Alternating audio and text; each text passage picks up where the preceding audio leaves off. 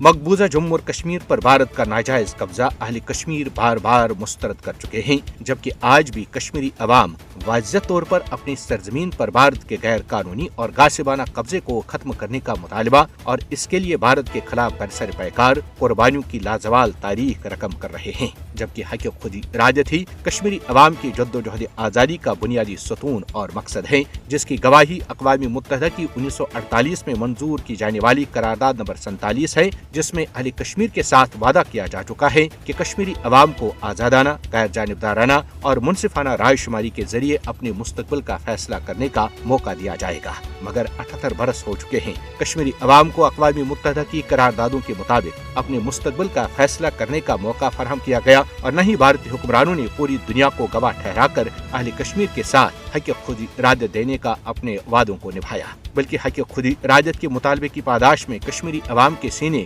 گولیوں سے چھلنی کیے جاتے ہیں، جبکہ 5 اگست 2019 میں بھارت کی یک طرفہ غیر قانونی اور غیر آئینی اقدامات نے مسئلہ کشمیر کے حوالے سے بین الاقوامی قوانین اور اقوام متحدہ کے مینڈیٹ کو ہی پامال کیا۔ گزشتہ 7 دہائیوں کے ٹوٹے وعدے کشمیری عوام آج بھی اقوام متحدہ کی زیر نگرانی رائے شماری کے منتظر ہیں۔ تنازع کشمیر انصاف اور مساوات کے اپنے بنیادی اصولوں کے حصول میں اقوام متحدہ کے لیے ٹیسٹ کیس ہے۔ مسئلہ کشمیر پر عالمی برادری کی مجرمانہ خاموشی اقوام متحدہ کے چارٹر اور اس کی قراردادوں کی ساخت کو بری طرح مجروح کرتی ہے۔ مقبوضہ جموں اور کشمیر میں بھارت کا فوجی جبر جنیوا کنونشن اور انسانی حقوق کے عالمی قانون کی صریحاً خلاف ورزی ہے، جس کا نوٹس لیا جانا ناگزیر ہے، ورنہ ظالم اور مظلوم کی تمیز ہی ختم ہو جائے گی۔ مقبوضہ جموں اور کشمیر میں اقوام متحدہ کے زیر اہتمام رائے شماری ہی جنوب ایشیا میں دیر پا امن کے قیام کا واحد راستہ ہے، جس سے بھارت روگردانی کر رہا ہے۔ مسئلہ کشمیر پر اقوام متحدہ کی بطور عالمی ادارہ لا تعلقی سے بھارت کے شفاقانہ قبضے کو نہ صرف تقویت بلکہ علاقائی امن و استحکام بھی شدید خطرات سے دوچار ہے۔